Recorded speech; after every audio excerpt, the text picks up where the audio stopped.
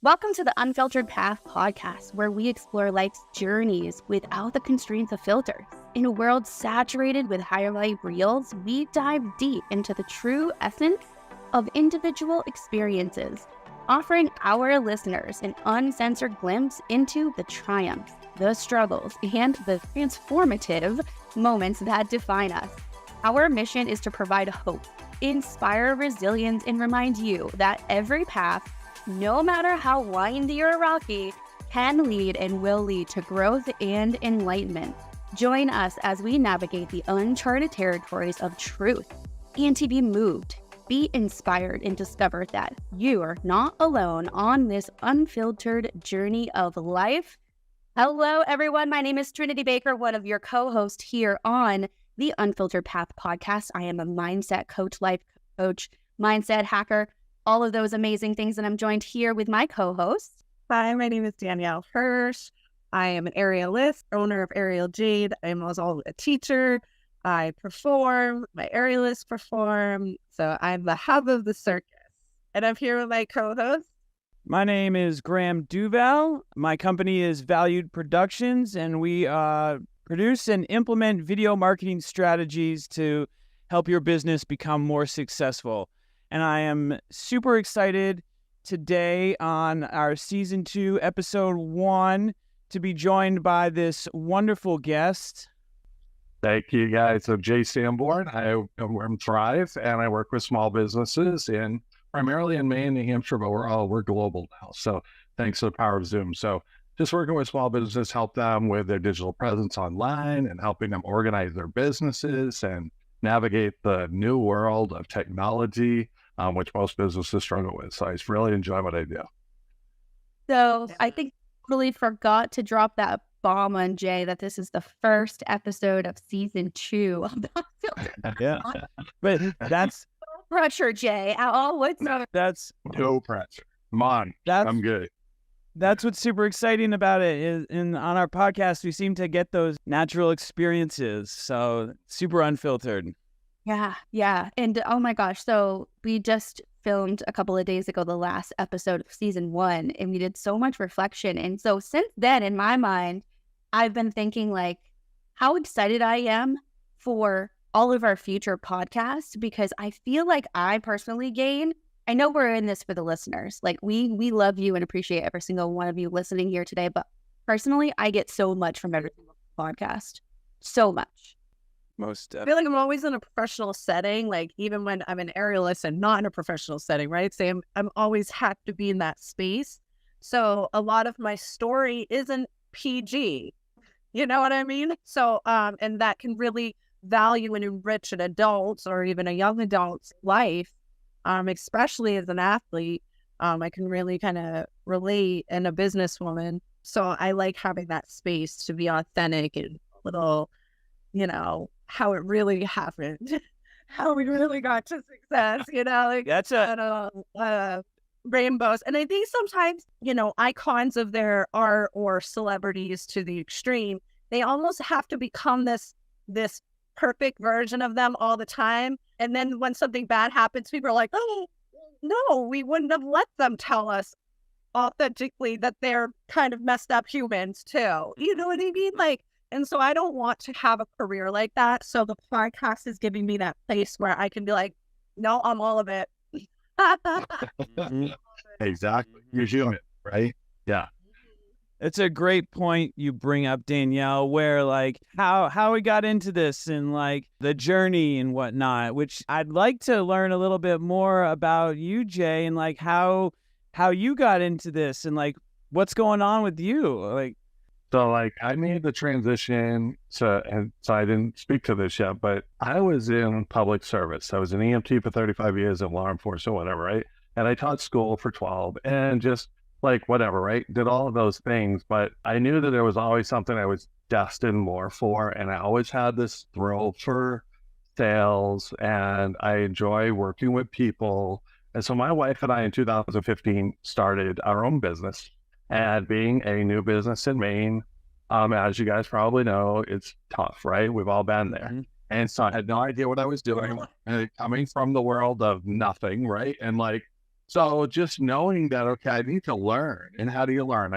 Like you're one of your podcasts, you talked about being around the 5 people that you want to emulate, right? So hang around. So I found those people and I worked with those 5 people and I started to adapt and adopt a lot of their mindset and their goals. And then I started doing mindset coaching and business coaching. So in 2015, though, and I think was really pivotal, I think this is going to really kind of transition us probably into the whole topic, but I was the most negative person you could speak to on a daily basis in 2015. I have completely changed everything about my life because number one, I found God. Number two, I found out who I really was. And I needed to understand how I was acting every single day in my business was affecting my results. And if you don't wake up every day and have that moment of like, I need to be, number one, grateful for everything I have, God's blessed me, whatever, right? But also understanding what your goals are and where you're going and figuring out how you're going to get there and how you're not going to get in your own way and sabotage your own business. Because this right here sabotages our mind is like the gold, right? And we all know that. And you hear it all the time. But I'm a prime example of that because now I don't live in any negativity. I challenge myself. One of my things my coach did, which I love this, and I'll challenge everybody that listens to this to do this because it's the hardest thing I ever did in my life, is a 30-day, no negativity, no complaining challenge. As soon as you find yourself complaining about something at a red light, complaining about the light taking too long, or the guy in front of you that's driving, we all do it, right? We think, what the, no blinker, no, whatever, right? So if you do that, you got to reset your 30 days. So you got to see how long you can go. And can you get to 30 days? And my wife and I competed in that so hard. Like, you just complain. Have somebody that I grow with a lot participate with you. It's so fun. But anyway, so just transitioning, I built an incredible business, over 3,000 sales staff in that business. My wife and I traveled all over. We did speaking engagements. But what set us apart was being able to do the things other people weren't willing to do. There's a lot of things, a lot of people say, I'm not going to drive here, do this, do that. We did it. And we never made an excuse.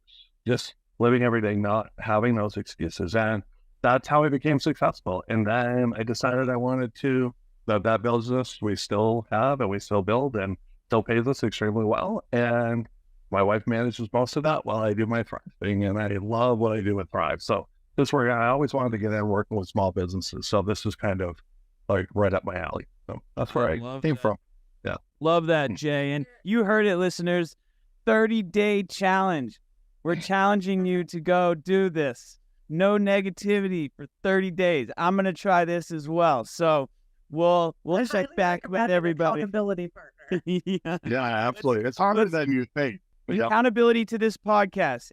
Tune in every week and we'll check in on how we're doing with this 30-day no negativity challenge. I like that. I will take that on because I'll be honest. I'm one of those people that sit in the fact that I know I have negative thoughts. And when I have them, and I'm very transparent and self-aware, but it would be nice to maybe put a little more effort into retraining my brain. I've been actually thinking about that lately. What I love so much about you, Jay, is you're the ultimate caregiver. But what's interesting is only when you started investing in yourself did you find happiness. So thank you for your service. So you said cop, EMT, and teacher. Yes, you said all 3? All that. Well, that's pretty incredible. So I could go on. Yeah. Trinity's story similar where, she was a caregiver, but she was never really giving to herself. So I just wanted to commend you. I think that's why when I met Jay, our first meeting was like an hour and a half and we had to be like, okay, we should probably stop talking now. Yeah. Like, I am so passionate about those people. And this is why I do this for work, because I'm so passionate about the people who realize how powerful our minds are. Like, it is. Back off the whole try thing. I mean, the conclusion that I've came to as far as like the word try is you're just implicating that there's a possibility that you can fail. So therefore you just do it or you don't, right? And And I learned that recently. I was just like, oh, because I was like, I am trying, God, you know, and a lot of people, you'll sit there and pray to God, like, please give me strength, please. And then so you're implying that you need more struggle to be stronger. So you got to be very careful what it is that you're praying for. And now I just thank him. I'm like, God, just thank you for all this strength you've given me. You know, I don't even try to complain anymore or, you know, talk much about the negatives. But I think a word swap for me would probably be, I think it will circle back to, I'll try to, like, I will, you know, just like I will. Like there's a lot of power in willingness. Yes. I feel like even as an athlete, a lot comes from the will, where it's like after a while, it's not even muscle. It has nothing to do with that after a while. It has everything to do with the person and the amount of just like energy, spirit, that's something they give into it of themselves, that they give to the exercise or the performance or whatever I'm putting on their avatar. And it's usually will after a while. It really is nothing to do with arm strength or something that people would assume. Most definitely. I can 100% relate to the willingness. I mean, for myself, like coming from a place where like playing Russian roulette every single day and like, you know, that whole space where for so long it didn't matter, like, oh, I was very selfish and all this stuff, but like for some reason it was that small bit of willingness to try something different, which was someone else like suggesting like, hey, maybe you know, go to a meeting, or like maybe you go to rehab or whatever it is, you know what I mean? Like, and it was just that little bit of like willing to do something different that was the thing that like sparked everything else into high gears. Like, oh wow, there is a life beyond just like raging it all the time. You know what I mean? I think that's such a powerful thing. The most brilliant artistic beings of light on this earth have gone through addiction. And this is where it stems from. The outside world does not appear as the heaven that's inside of us, and we cannot take it. So for years and years, or however somebody's journey is, we numb that, and we're trying to die because half of us doesn't feel safe here. Right. And so, and then, yeah, so essentially the reality is like a part of you is playing Russian roulette with death. And then there's come this place where you just like actually want to live and just feel it all. And that's part of it. And then when you start attracting people that have that same heaven inside of them, it becomes easier and it takes time, but you have to cut out all those people that were like going after your soul a little, or just trying to mirror like the darkness that's in them type of thing. But that's what I feel like, you know, like I struggled with addiction for a while. We've discussed that many times on podcasts. And I think that's really what it was. Oh yeah, for sure. Like, I couldn't stand the outside world. It was like horrifying. It still is, especially for me as a feminine. Like, we're always scared. Yeah, it's a whole. I don't know how to explain it. Like, it's like bizarre. Yeah, it is. And like, I come from a family that has been full of addictions, you name it, right? You're totally right. Like, looking on the outside, they all had that needing to numb what they were experiencing because it didn't feel good and what they wanted to experience. Robert, tell us a little bit about what you think about this. Yeah, that's a great conversation. I was just talking to Graham this past Saturday. I had just hit 90 days without cannabis, alcohol, and full celibacy as well. So, you know, fully retaining my life force, just consciously choosing to direct this energy to co-create with the universe and others as well, consciously. And that's something that my soul has been longing for so long. And I was just for so long denying that and masking it with substances, right? To not have to face the pain, the trauma, the programming that was instilled upon me by my family, my past generations. And at some point, someone down the road in the lineage has to do the work. Someone has to unpack all of that and say, no. Like, that's enough is enough. Like, this isn't the way life works anymore. This isn't the way that, we can live without discord. And it took a lot for me to realize that after almost, several times overdosing on cocaine. I would abuse these substances, cocaine, ecstasy, just all of them at the same time, and I did this at an early age in my early 20s. So now I'm in my middle 20s right now, the mid 20s. So I'm glad I did get to experience that darkness early on, because it got to a point where I said to myself, and Graham, you might relate to this. All of you here might relate to this part where you're either, I would rather die before I continue living this way. And it was just that point there of like no return, like either like you go into the deep end and you're lost forever and ever, or you literally turn this puppy around and you ask for help, right? And that was the first time I actually started messaging people. It's like, hey, I need help. Like, I need you to hold me accountable. Like, please, like I genuinely just want to be a better person. Like, I genuinely want to heal. Like, I genuinely want to be consistent and embody this identity that I know I can be. I know I am, and that is abundant, that is free, that is love. And for a long time, I denied that, because that's just kind of what the world perceives as weak, right? Peace and love seems as the weak thing to do, and is actually the most beautiful, strongest thing you can do and embody. That's society's programming. I mean, you kind of look at family and addiction, but there were programmed by society before us.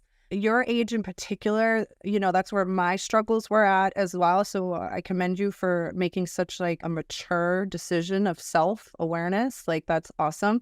But that age group in particular, your society hunts to make you guys monsters.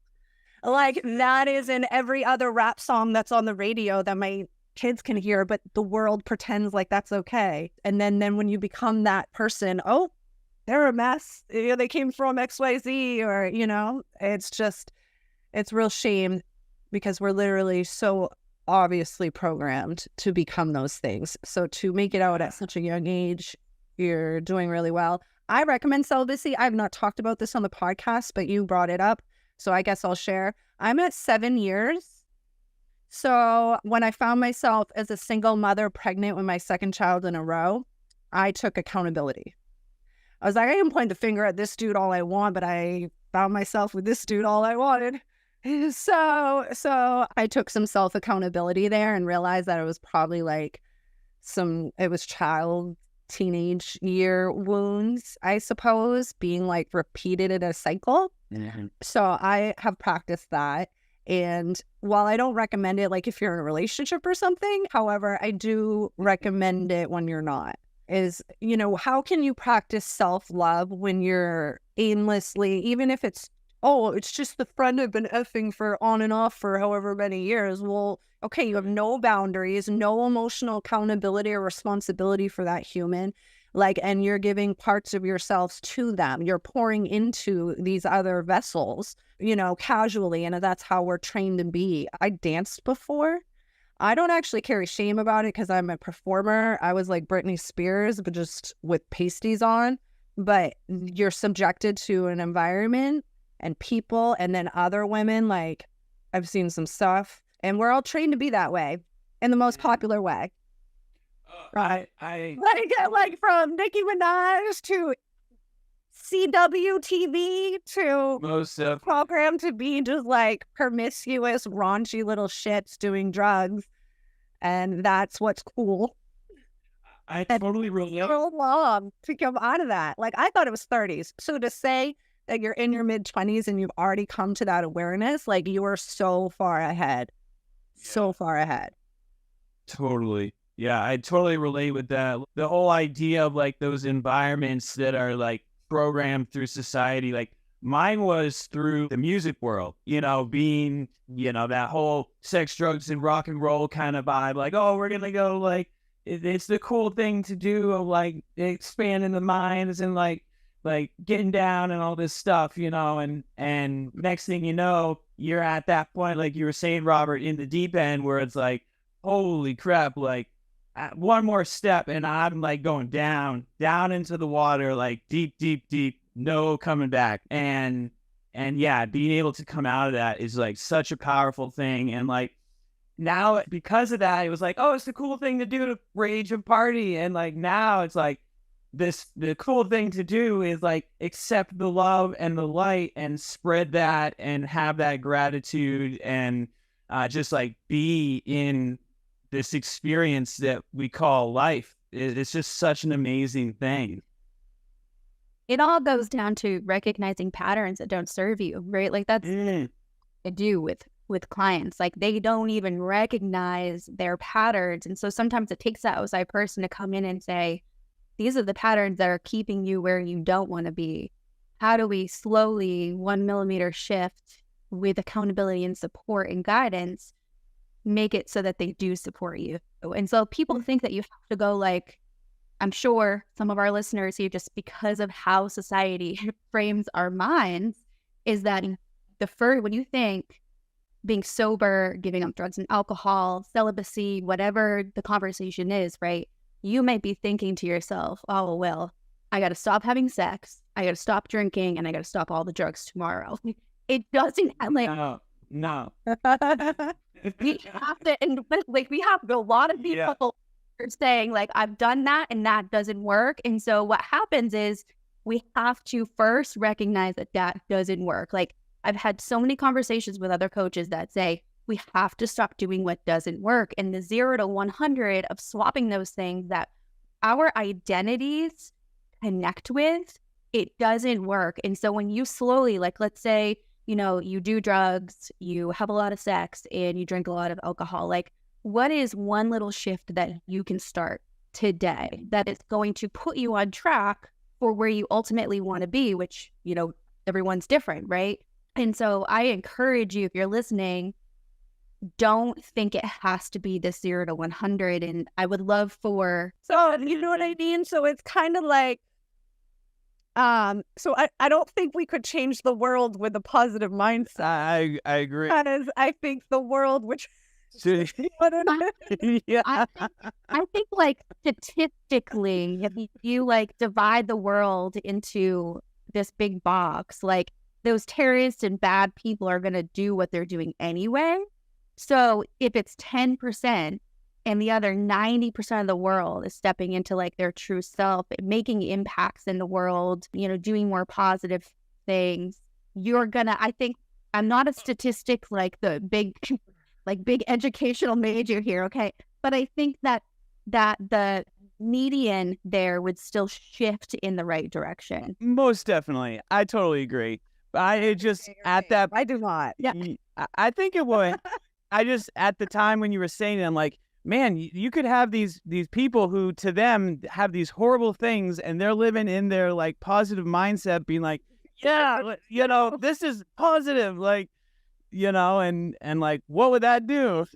Yeah. Well, I'm in Orlando and New York, and I've seen lifestyles. I'm like, the glitter is the gutter to me, because the closer I got to what I thought was success, like the more I realized that it was the same monsters, nicer outfits as the New York experience, where I was around really like crazy stuff. So I've had both experiences, and so I'm a little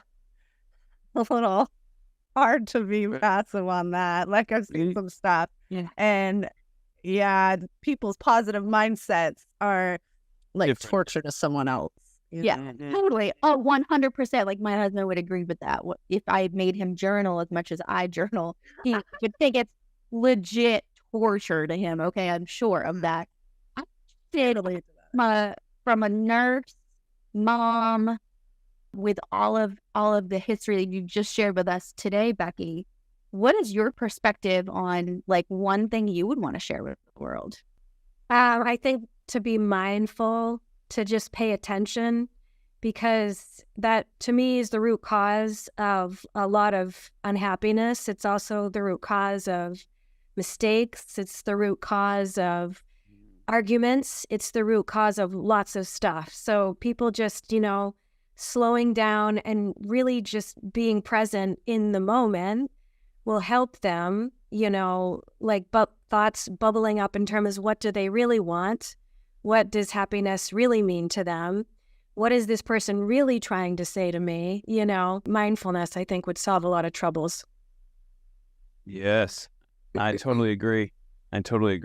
It's interesting that like all of our answers are very similar because mine is kind of along the lines of like the definition of what love is like that would be my thing to people because like love being this energy of like unconditional acceptance of the world. You know what I mean? And I think that going along with what you said, Becky, of mindfulness, what you said, Trinity and Danielle, it would be said the color red. I knew better to answer that. That's why I was like, I don't know. Oh my God. Well, all our reds would be the same. Love would be, you know. It's the most argued color. Interesting. Perception. So that would be my thing. More people don't see color red than any other color. Wow. Would be gray because I've painted my house, like my kitchen and living room, gray ones, and like there's so many different shades of gray. You've got like your purple gray and your blue gray and your green gray, and you don't realize it until you're like, I just want a freaking gray. Like I don't want gray and something else, but I love that. I did not know that, Daniel. I didn't know that either. Did not know that. I think that everyone's perception of love is different, 100%. Like I think that if you dive deep into, you know, marital issues and all of those things, then you would find that the root cause of that is everyone's definition of love and those desires that come along with it is different.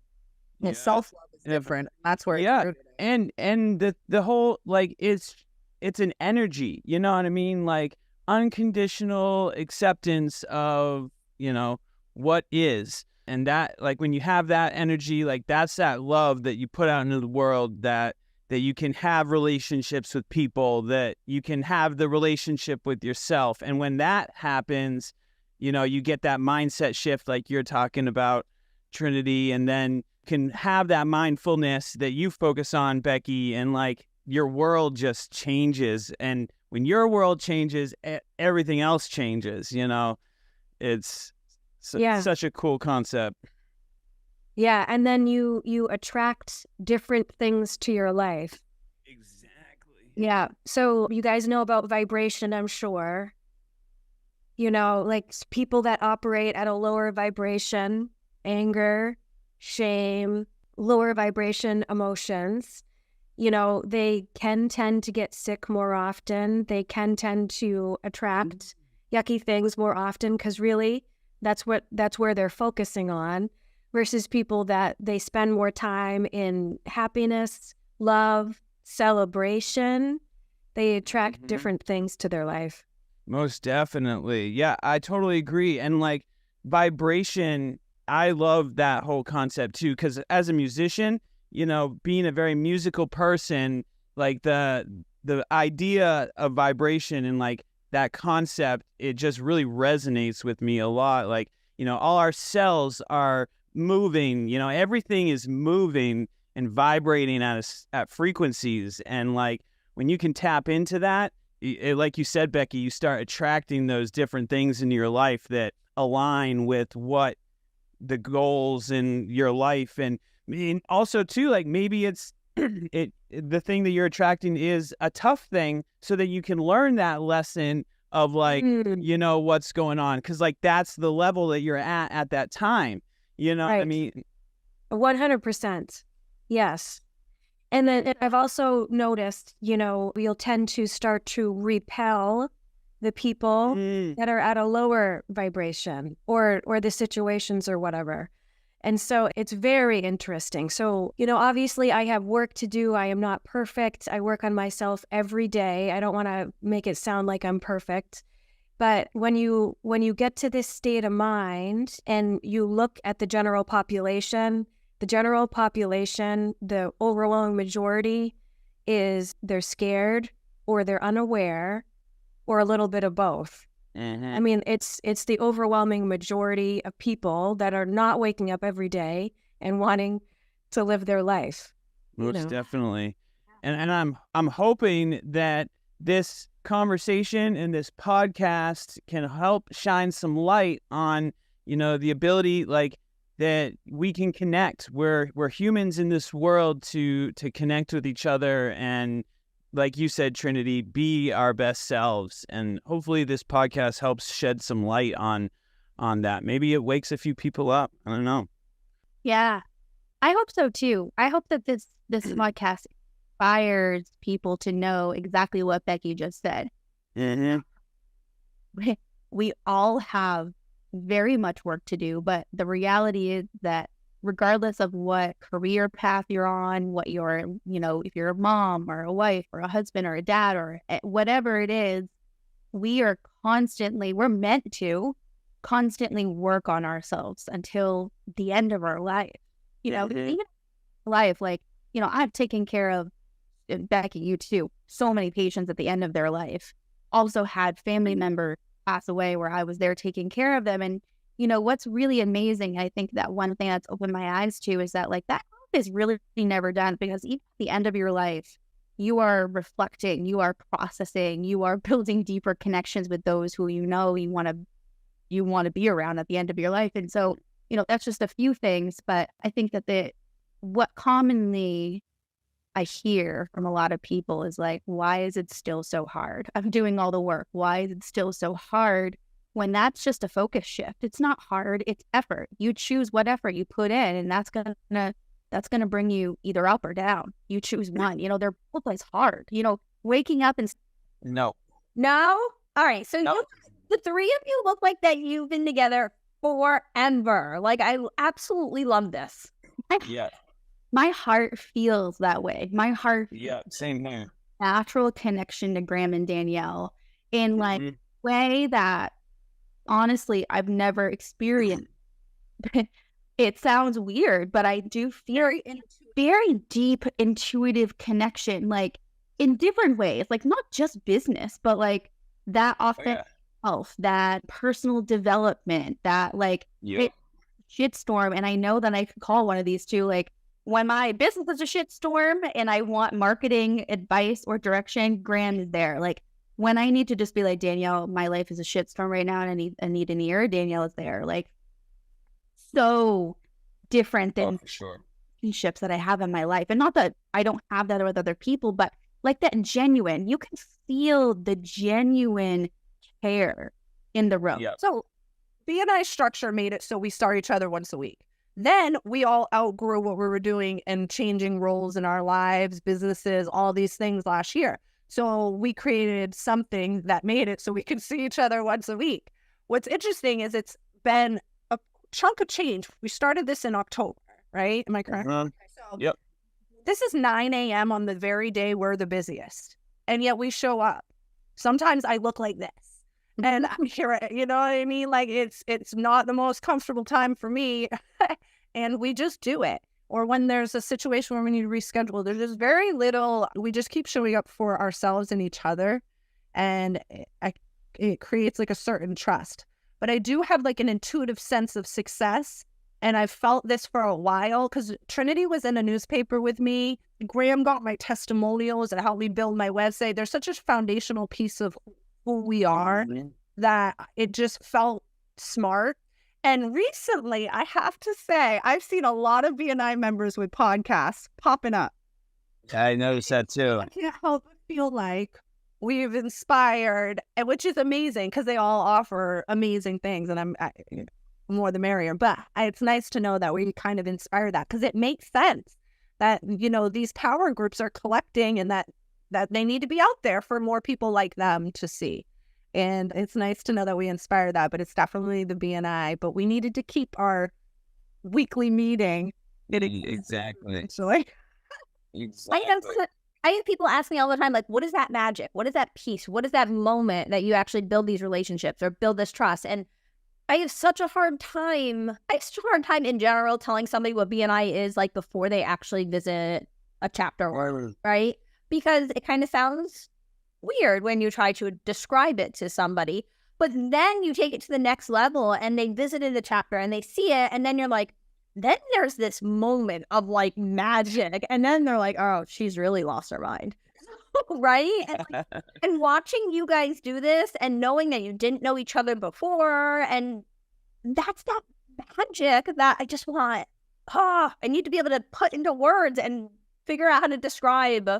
Yeah, that's a good question. So I guess I have a challenge for our listeners is that if you are entrepreneurs as listeners, go visit your local BNI chapter, and that we should take, I mean, we have the option to take questions and whatnot. And so like, we'd like to hear your perception of like what you perceive as that magic, because we'll have to revisit that, because I think this is a good opportunity to hear some of that extra feedback as far as like what that is, because it is so weird. Like I don't know if I can make a pinpoint, because it really was just like, it just was you know what I mean? Like, I don't know. We were friends for about a year, right? We would show up for each other. We worked together. So, Oh yeah, that we didn't even know each other. Then, so it's again about building the trust, that consistency, Yeah. that time once a week. And then you fast forward a year later and you literally find a way to make it continue, because it's, right. I think it's hard to explain, because people, unless they're active in like the chamber and the community and already kind of doing their own vibe, right? Most people don't get that. They don't show it for themselves yet like that. So first you build the trust with yourself, and then you build it with the team as a collective, and then you build it with the members individually. So I think that's why it's hard to explain, because it doesn't exist in the people we're explaining it to yet. And I'll be That's a good honest, like, point. that trust, like that you just mentioned.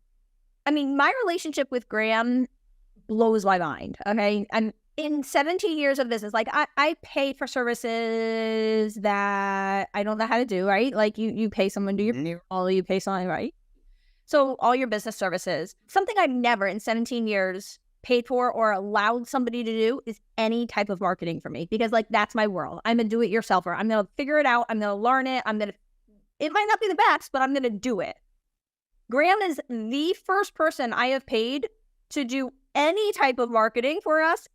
And another step further, gave access to my social media accounts. That has never happened in my life. Like I've never had that trust, or that, I guess, I don't know, that's a real weird word, but I've never had that with anybody. Yeah, Graham is literally the only person I've ever paid for marketing services in my business. And that is insane to say, because, I mean, that's a huge deal. But it is. You're obviously not kidding. Over your media passwords. Right? That's hard to do. Like, he was like, oh, just add me as an admin. I'm like, it took me a half a second. I was like, in. Yeah. Yeah. And I do that. Like, it happened. Kelly, you know what? I want to reflect back to you, just because this is like the coach coming out of me for a second, is you are experiencing right now what every BNI member experiences on a regular day-to-day, week-to-week basis, is like realizations that, wow, this is a whole nother level. And so like, even as the executive director, owner of BNI, you are still experiencing those business shifts every day. Well, the first person that you had to trust to do your books, the first person that you had to trust to do your payroll, like all of those were moments for you. Like as a small business owner, those are all moments for you. And you don't really realize it at the time. You have to kind of reflect back on it. Right. But there's certain things that I was just like, I'm never going to let somebody else touch. And like you said, Trinity, I'm 17 years in. Like I have been a member this entire time up until very recently when we sold our printing company, mind you, to a BNI member. So like I am full circle 100%. And yeah, I can't even put it into words, which is like my biggest downfall, because if I could put it into words, I swear every single small would be that's 100%. Then that's the struggle. I mean, that's even the struggle that the two of us working together, in the time we were working together, came across. Like, how do we put that into words? And we got some good stuff across as like what it was. Yeah, right? Exactly. I was like, no way. And then I watched Trinity do all these reels and everything, and she talks about in some of her very first ones how she was never comfortable with this. And I even said to Graham the other day, I'm like, I'm gonna start doing reels. Like I'm gonna start doing more of this. Like on your own, yeah. on my own, and then bring Graham probably in again, probably end of summer, early fall, to do like a whole nother round. But I was like, Exactly. I get comfortable to do this and learn about this. So even watching some of the chapters do some of their reels, I'm like, Heck yeah, you can. We'll see. Heck yeah, you can. Most definitely. you guys I think motivate that's me it's, so much. oh well, we would. I mean, I can only speak for myself, but I wouldn't be here to even say have that if it hadn't been BNI being there for me in my business to get to this point. So it is like that full circle, like you said. So really appreciate you being on the guests here today. My name is Graham Duwile, owner of Valued Productions. Video marketing strategies is what we do to help businesses succeed. Joined with wonderful co-host this morning. Hey everyone, Trinity Baker. I am a mindset coach. I help my clients go from survival mode to thriving. So if you're wondering what that looks like, go visit my website, thetrinitybaker.com. I've got some free resources on there where you can experience your own mindset transformation for free in just 5 days. I am joined here with my beautiful co-host. Hi, my name is Danielle. I'm the owner of Aerial Jade. I am an aerialist, which is fancy for performing suspended in the air. I'm the bird of the circus. And good news is I'm a teacher, so I can teach you how to do it too. And currently, I like to promote that I'm available for birthday parties. I am the coolest birthday party for preteens. Let me be incredibly clear. So reach out to me to chat with me live on aerialjade.com or most media forums. And I'm here with our beautiful host, Kelly. Thank you so much for having me, guys. This was a lot of fun. I really appreciate it. My name is Kelly Mank. I am the executive director and owner of BNI Maine. And I am so excited to hear the success stories and to be able to help small businesses grow from where they are now to where they want to be. Yeah. And I will say that BNI Maine is on Facebook, Instagram at BNI Maine. And I did forget to say that my website, valuedproductions.com, same thing on social media, Valued Productions. But make sure, above all else, of all of that, that you go follow the Unfiltered Path podcast, subscribe where all podcasts are at. And we want to thank you for joining us on this lovely day. And we will see you all next week. Thank you.